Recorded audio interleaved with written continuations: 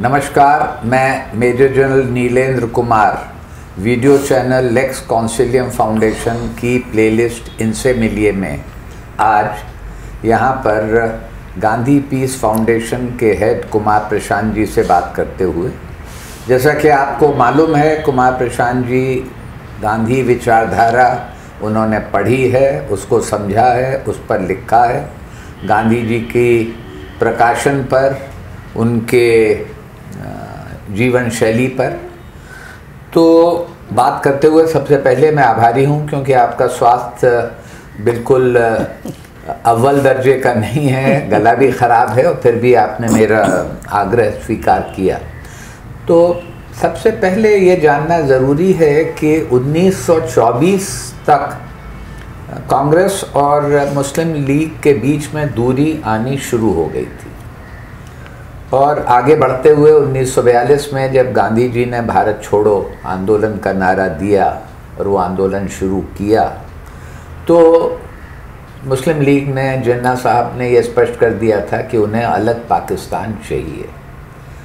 इस बात को मद्देनज़र रखते हुए मैं आपके विचार जानना चाहूँगा कि क्या मानवीय रूप से बापू के लिए ये संभव था कि वो बंटवारा रोक सकते?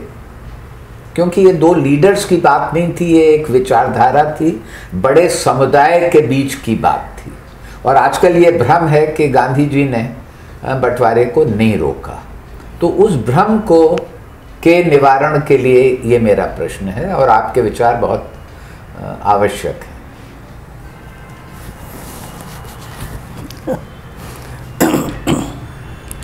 फिराक गोरखपुरी एक बड़े शायर हैं जी, उन्होंने एक बड़ी सुंदर सी बात कही है। लिखा है उन्होंने कि जो उलझी थी कभी आदम के हाथों, जो उलझी थी कभी आदम के हाथों, वो गुत्थी आज तक सुलझा रहा हूँ मैं। वो गुत्थी आज तक सुलझा रहा हूँ मैं। बहुत खूब, बहुत खूब। तो इतिहास जो है ऐसे ही गुत्थियों का खेल है जी। और आप जो प्रश्न मुझसे गांधी जी के संदर्भ में करते हैं, उसमें मैं उनको सिर्फ सुलझाने की कोशिश करता हूँ। गांधी जी को हम क्या कहेंगे, वो तो है नहीं। इसलिए बड़ी उलझी परिस्थितियाँ हैं जी। इसमें से कैसे कैसे रास्ते ढूंढकर हम आगे चले हैं, इसका थोड़ी समझ अगर हमारे जवाब से मिलती हो आपके। आज हम इस समस्या को किस तरह से, इस प्रश्न को देख सकते हैं? तो देखिए, अगर थोड़ा तारीख के हिसाब से देखने की कोशिश करें तो 1885 में कांग्रेस बनी जी। कांग्रेस बनी तो ऐसा कह सकते हैं कि भारतीय समाज के जितने भी हूज़ थे, जानने वाले लोग थे, बड़े नाम थे, सब हमको कांग्रेस के मंच पर दिखाई देते हैं जी। धर्म, जाति, भेद सब भूल करके दादा भाई नौरोजी भी हैं, व्योमकेश चंद्र चटर्जी भी हैं, मोहम्मद अली जिन्ना भी हैं, शुरू में तो अंग्रेज़ भी हैं, सभी लोग उस मंच पर हैं। तो 1885 में कांग्रेस बनती है, एक कोशिश होती है, सब ताकतें एक जगह इकट्ठी होती हैं। उसके 3 साल के बाद एक नए संगठन का जन्म होता है जी। 3 साल बाद कह रहा हूँ तो समझिए 1888 में जी एक नया संगठन बन जाता है। उसका नाम है इंडियन पैट्रियोटिक एसोसिएशन जी। किसने बनाया ये नया संगठन? अगर इसकी कोई खोज करे तो पता चलता है कि 2 लोग हैं जिन्होंने मिलकर वो संगठन बनाया। एक हैं अलीगढ़ के सर सैयद जी, जो बहुत ही नामी व्यक्ति हैं, जिन्होंने मुसलमानों की शिक्षा का बहुत बड़ा काम किया जी। और दूसरे हैं काशी नरेश शिव प्रसाद सिंह जी। काशी नरेश, हाँ, अभी आप ध्यान में रखिए, 2 नाम इसलिए बहुत मार्के के हैं कि एक मुस्लिम लीडर हैं जी और एक हिंदू लीडर हैं। ये दोनों कांग्रेस से बाहर निकल जाते हैं जी और एक नया संगठन बना देते हैं जी, इंडियन पैट्रियोटिक एसोसिएशन जी। इससे पहले मोटे तौर में मैं कहता हूँ कि इससे पहले सांप्रदायिक आधार पर संगठन बनाने की कल्पना नहीं थी जी, नहीं थी क्योंकि कांग्रेस बनी तो सभी लोग उसमें शामिल थे जी। तो भारतीय लोगों का संगठन बना और वो टूटा और उसमें से एक नया संगठन बना, जिसको एक हिंदू और एक मुसलमान नेता ने मिलकर के बनाया जी। क्या कारण रहा होगा इसके पीछे जी? तो जैसा आप देखेंगे उस समय की बात को, तो कांग्रेस बनी थी इसलिए ताकि अंग्रेज़ों के साथ तालमेल बिठा कर चला जाए। जैसे एक सेफ्टी वॉल्व होता है जी कुकर में कि जब ज़्यादा गर्मी पैदा हो तो सेफ्टी वॉल्व से हवा निकलती है, वैसे ही लॉर्ड ह्यूम ने कल्पना की कि एक ऐसा संगठन बनाओ जिससे भारतीयों के असंतोष की हवा निकलती रहे और वो अपनी आवाज़ भी सामने पेश। तो इसलिए वो कांग्रेस का संगठन बना था। लेकिन उसमें एक द्वैत खड़ा हो गया तुरंत ही जी। कुछ लोग ऐसे थे जो अंग्रेज़ों से तालमेल बिठा कर चलने की कोशिश में ज़्यादा रहते थे, और कुछ लोग ऐसे थे जो ये कह रहे थे कि नहीं, हमको स्वतंत्रता की बात करनी है जी, आज़ादी चाहिए हमको। इस तरह का एक द्वैत खड़ा हुआ, और इस द्वैत में से ये इंडियन पैट्रियोटिक एसोसिएशन नाम का संगठन निकला 3 वर्ष के अंदर। 3 वर्ष के अंदर, जिसने कहा कि नहीं, हमको अंग्रेज़ों से अलग अलग होने की बिल्कुल भी ज़रूरत नहीं है, हमको अंग्रेज़ों के साथ रहना चाहिए जी, वगैरह वगैरह। अब ये लोग जो बाहर निकल कर आए, ये लोग 1906 में फिर बट गए। 1906 में पहली बार एक नया संगठन बना, मुस्लिम लीग जी। अब आप सोचिए कि जो हिंदू और मुसलमान नेता मिलकर के बाहर आए और एक नया संगठन बनाया, उनको क्या ज़रूरत पड़ी कि एक मुस्लिम संगठन बने जी, क्योंकि फिर वो वही विरोध आपस में खड़ा हुआ कि कौन अंग्रेज़ों के ज़्यादा करीब है, किसको अंग्रेज़ों से ज़्यादा शह मिलती है। तो मुसलमानों को लगा कि हिंदू लोग ज़्यादा शह ले रहे हैं, क्योंकि हिंदू लोग ज़्यादा संख्या में भी हैं, प्रभावी भी हैं, तो मुसलमानों को अपना संगठन बनाना चाहिए। तो वही सर सैयद जिन्होंने ये इंडियन पैट्रियोटिक एसोसिएशन बनाने में राजा शिव प्रसाद सिंह के साथ साझेदारी की थी, वो एक नया संगठन लेकर आते हैं 1906 में, जो मुस्लिम लीग है। और 1906 में मुस्लिम लीग आती है, तो सामने से 1915 में हिंदू महासभा आती है। अब आप देखेंगे कि 1888 से लेकर 1915 तक आते आते 3-4 संगठन हमारे सामने आ रहे हैं। तो इसलिए आपका जो प्रश्न है कि मैं 1924 से शुरू जो कर रहा आप कह रहे थे कि तब तक लगने लगा था दोनों तो के बीच में दूरी है। उस 24 की जड़ यहाँ पर है जी। इस जड़ को समझेंगे तो 24 समझना बहुत आसान हो जाएगा। मुसलमानों के साथ भारतीय समाज का तालमेल जो है वो हमेशा खींचतान का ही रहा है। एक अलग तरह की मान्यता वाले लोग जो कभी आक्रमणकारी भी रहे हमारे देश पर, और फिर भारत की ही धरती पर बस गए और धीरे धीरे भारत के समाज में घुल भी गए। लेकिन वो घुलना मिलना ऐसा नहीं हुआ कि उनकी आइडेंटिटी ख़त्म हो गई, उन्होंने अपनी पहचान बना कर रखी।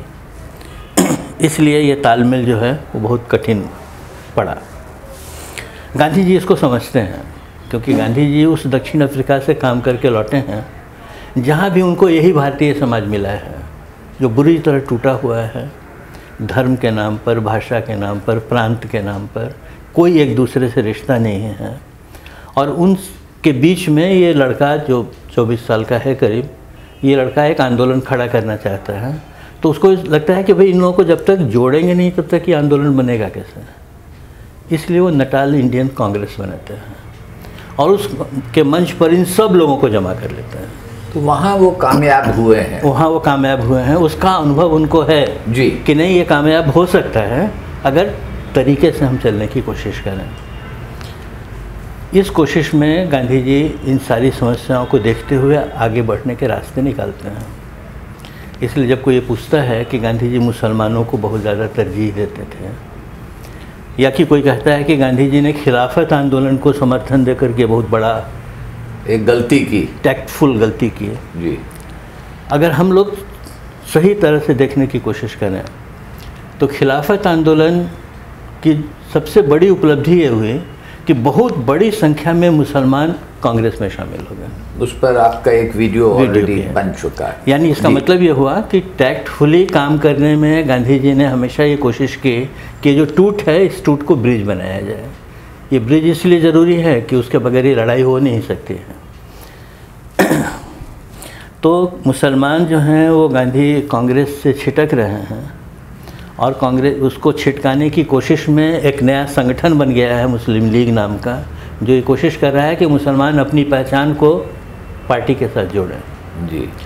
गांधी जी इसको काउंटर करने की कोशिश कर रहे हैं। इसलिए गांधी जी मुसलमानों के लिए कांग्रेस के दरवाजे खोलते हैं, मुसलमान को कांग्रेस का अध्यक्ष बनाते हैं और हर तरह की कोशिश में है कि ये गैप जो है इसको कम किया जाए। जी। तो जब आप ये पूछते हैं कि गांधी जी ने कैसे ये मान लिया जबकि मुसलमान अलग हट रहे थे, फिर एक नए देश की मांग भी सामने आ गई थी, तब गांधी जी ने कैसे सोच लिया होगा कि वो विभाजन को रोक लेंगे। तो गांधी जी का ये विश्वास था कि विभाजन वगैरह की जो प्रक्रिया चल रही है वो इसलिए चल रही है कि हम टैकल नहीं कर पा रहे हैं इन समस्याओं को ठीक से। अगर हम ठीक से इसको टैकल करें तो विभाजन को रोका जा सकता है। कांग्रेस की लीडरशिप अगर इस प्रयास में गांधी जी के साथ होती तो शायद गांधी जी कोई रास्ता निकाल लेते इसको। तो क्या ये समझा जाए कि आप ये कहना चाह रहे हैं कि गांधी जी का दृढ़ विश्वास था कि दोनों समुदाय के बीच की दूरी को वो कम कर सकते हैं और कम की जा सकती है और वो कम करके दिखाई भी उन्होंने, उसकी एक संभावना उन्होंने प्रकट करके दिखाई कि खिलाफत आंदोलन में हिंदू मुसलमान दोनों मिलकर लड़ने लगे जी और कांग्रेस के मंच पर आकर खड़े हो गए। अब अगर और आगे चलते हैं तो 42 में भारत छोड़ो तक तो उन्होंने पब्लिकली डिक्लेयर कर दिया था मुस्लिम लीग ने कि उन्हें अलग से पाकिस्तान चाहिए। अब मुस्लिम लीग का ऐसा है कि अगर आप इतिहास देखेंगे तो ये 40-42 का जो दौर है जी, ये वो दौर है जब भारतीय आज़ादी का संघर्ष बहुत तेज हो गया है जी और पूरी कांग्रेस ऑलमोस्ट जेल में बंद है जी। गांधी जी भी जेल जाते हैं, छूटते हैं, जेल जाते हैं। ये वो पीरियड है जिस पीरियड में मुस्लिम लीग को ये पूरा मौका मिला कि वो मुसलमान सेंटिमेंट के साथ खेल सके, क्योंकि उसको काउंटर करने वाली ताकत खुली छूट मिल गई और सिर्फ उनको ही नहीं मिल गई, हिंदू महासभा को भी मिल गई जी। क्योंकि गांधी और कांग्रेस को जेल में रखने का मतलब ये था कि इस तरह के जितने भी तत्व थे उन सबको आगे बढ़ने का मौका मिला और उन सबको अंग्रेज़ों ने आगे बढ़ाया जी। क्योंकि सब लोग चाह रहे थे कि किसी तरह से गांधी के हाथ से नेतृत्व निकाला जाए। गांधी के हाथ में नेतृत्व है तब तक हमारे लिए कोई दूसरा खेल कर पाना मुश्किल है। तो गांधी जेल में है, कांग्रेस जेल में है, इन ताकतों को जितना आगे बढ़ाएंगे भारत उतना जल्दी टूटेगा। तो क्या ऐसे निष्कर्ष आपका इशारा ये है कि हिंदू महासभा और मुस्लिम लीग दोनों को अप्रत्यक्ष रूप से अंग्रेजों से बढ़ावा मिल रहा था, लगातार समर्थन, लगातार इतिहास कोई पढ़े तो उसमें तो उदाहरण ही उदाहरण भरे हैं जी कि इन दोनों को आगे बढ़ाने में अंग्रेज़ों ने काम किया जी। और ये दोनों जब गांधी जी जेल से छूट कर निकलते हैं तब तक ये बात इतनी हद तक बिगड़ चुकी है कि फिर रोक पाना संभव है कि नहीं, ये गांधी जी के ही मन में है, बाकी उन्हें तो हथियार डाल दिया है जी। क्योंकि उन लोगों ने तो विभाजन स्वीकार कर लिया है जी। तो गांधी जी की आशा इस बात पर टिकी हुई है कि अगर कुछ नए तरह का समीकरण बनाने की कोशिश की जाए तो ये विभाजन टाला जा सकता है। ये नए समीकरण का उन्होंने कुछ इशारा दिया था कि क्या उनकी सोच है? 2-3 बातें उन्होंने की जी। जब वो नोआखली से लौट कर आते हैं तब तक विभाजन की सारी बातें तय हो चुकी हैं जी। कांग्रेस की लीडरशिप ने और मुस्लिम लीग की लीडरशिप ने इनके माउंटबेटन के साथ बैठकर वर्किंग कमेटी ने एग्री कर लिया है कि हाँ ठीक ऐसा है। गांधी जी बिल्कुल डार्क में हैं, उनको पता ही नहीं कि क्या चल रहा है जी। जब वो दिल्ली आते हैं और पूछते हैं तो पता चलता है कि भाई बात तो यहाँ तक आ गई है जी। तो शिकायत करते हैं वर्किंग कमेटी में कि यहाँ तक तुम लोगों ने कर लिया और मुझको बताया भी नहीं। तो जवाहरलाल जी ने कहा आप बहुत दूर नोआखली में थे, बात वहाँ तक जाना बार बार संभव नहीं, कुछ ऐसा बहानेबाजी वो करते हैं। गांधी जी समझ जाते हैं इस बात को। अब गांधी जी 3 तरह की कोशिशें करते हैं, बात जल्दी ख़त्म करने के लिए कह रहा हूँ जी, कि वो पहले माउंटबेटन से मिलते हैं जी और उनको कहते हैं कि भाई जल्दीबाजी मत करो, विभाजन वगैरह की जो भी बात करनी है थोड़ा समय दे करके चलो।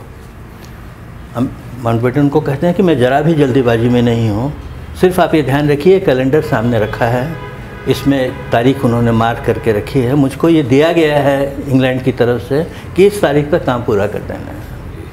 तो मेरे लिए जल्दी और देर का सवाल नहीं है, मुझको उस समय तक अपना काम ख़त्म करना है जी। तो गांधी जी समझ जाते हैं कि अब ये बात इसके आगे यहाँ से जाएगी नहीं, तब वो जिन्ना से मिलते हैं जी।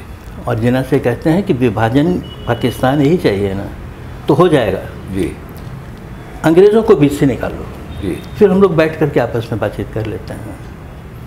जिन्ना कहते हैं कि नहीं, अंग्रेज़ बीच में रहेंगे तभी मुझको ये मिलेगा, जी, क्योंकि आप लोगों का ठिकाना नहीं है, आप लोग तो बड़ी संख्या में बहुमत में हैं, आप लोग कभी भी बदल जा सकते हैं, तो हमको अधिकार कौन देगा? इसलिए मैं अंग्रेज़ों के रहते ही इसका फैसला कर लेना चाहता हूँ। उनको लग जाता है कि दूसरा दरवाज़ा भी बंद है जी। अब वो तीसरे दरवाजे के पास आते हैं जिस पर उनको भरोसा है कि यहाँ शायद मेरी बात चलेगी, और सरदार और जवाहरलाल दोनों को बुलाकर कहते हैं कि अभी भी एक रास्ता है जी, तुम जाकर माउंटबेटन को बताओ कि आप पूरी सत्ता जो है वो जिन्ना को सौंप दीजिए, जी, मुस्लिम लीग को पूरा अधिकार दे दीजिए, मुस्लिम लीग सरकार बनाएगी, जी, कांग्रेस उसको सपोर्ट करेगी बाहर से, जी, और अंग्रेज छोड़कर भारत जाएं। अगर ये करने को तैयार हो तो रास्ता निकल सकता है। तो दोनों कहते हैं कि आप कह रहे हैं तो हम मना तो कर ही नहीं सकते हैं, लेकिन इतना आप ध्यान रखिएगा कि इसके बाद देश में जो परिस्थिति बनेगी मुस्लिम लीग के हाथ में पावर दे देने के बाद, उसमें हम आपके साथ नहीं खड़े हो सकेंगे जी, क्योंकि वो परिस्थिति हमारे संभालने के बाहर है। तो गांधी समझ जाते हैं कि ये दरवाज़ा भी बंद है, ये भी आगे बढ़ेगा नहीं। तब आखिरी बात वो कहते हैं कि अच्छा एक काम करो, तुम माउंटबेटन को बता दो कि कांग्रेस ने तो सहमति दे ही दी है, लेकिन गांधी जी को आप समझा लीजिए, तब हम आगे चल सकेंगे। फिर माउंटबेटन को मेरे पास आने दो, मैं कोई रास्ता निकालता हूँ इसका। ये जो ब्लैंक चेक गांधी जी मांग रहे हैं जी, उनको ये अंदाज़ नहीं है कि ब्लैंक चेक पर तो दस्तखत करके कब का दे दिया गया है। तो दोनों में से कोई भी ये कमिट करने को तैयार नहीं है कि आखिरी बात गांधी जी पर छोड़ दी जाए। उसके बाद जो हुआ वो इतिहास सबको मालूम है। ठीक है। तो गांधी जी की जो आशा थी कि वो कोई ना कोई रास्ता ढूंढ कर निकालेंगे, वो इस पर टिकी हुई थी कि परिस्थिति को तुम टैकल कैसे करते हो। तो उनको अंत तक 15 अगस्त 47 तक गांधी जी इस विश्वास में थे, उनको भरोसा था कि पार्टीशन रोका जा सकता है मानवीय रूप से, और उनके लिए संभव है। बहुत अच्छा, देखते रहिए। और शायद इसमें एक बात और जोड़ देता हूँ कि इस आशा के बाद ये टूट गया, विभाजन हो गया, सब हो गया। अब गांधी जी अपने तरीके से इस विभाजन को ख़त्म करने की कोशिश में लगे हैं, टू अनडू इट। जी। तो कैसे करें? वो कहते हैं अहिंसा तो कभी हारती नहीं है जी, विफल हो सकती है, हारती नहीं है जी। तो ठीक है, कोशिश नहीं हुई, अब दूसरी कोशिश करता हूँ। अब देश आज़ाद हो चुका है जी, उनके सारे दाएं बाएं के लोग जो हैं वो प्रधानमंत्री और उप प्रधानमंत्री और सत्ता में बैठे हैं। अब गांधी जी उन लोगों के साथ नहीं हैं। अब गांधी जी अपनी एक नई टीम खड़ी करते हैं, और सुशीला नैयर जो उनकी बहुत नज़दीक की बेटी हैं, फिजिशियन हैं, जो भी कहिए, उनको और बम्बई के एक सज्जन हैं, उनको दोनों को वो भेजते हैं जिन्ना से मिलने के लिए जी, और कहते हैं कि जाकर उसको बताओ कि मैं पाकिस्तान आ रहा हूँ जी, वीज़ा नहीं लूँगा, पासपोर्ट नहीं लूँगा जी। जवाहरलाल चाहे तो मुझको भारत से निकलने से पहले गिरफ्तार कर ले जी, या मैं बगैर पासपोर्ट के पाकिस्तान में घुसूँगा तो जिन्ना मुझको गिरफ्तार कर ले, वो जो उनको करना हो वो करें, लेकिन मैं जा रहा हूँ, हिंदुओं को लेकर पाकिस्तान जाऊँगा और मुसलमानों को लेकर भारत लौटूँगा जी। इसकी जो मोरल सैंक्टिटी है विभाजन की, इसको मैं ख़त्म कर देना चाहता हूँ जी। फिर देखेंगे उसमें से क्या नया रूप बनता है। ये जो कोशिश गांधी जी की थी, ये विभाजन को ख़त्म करने की कोशिश जी।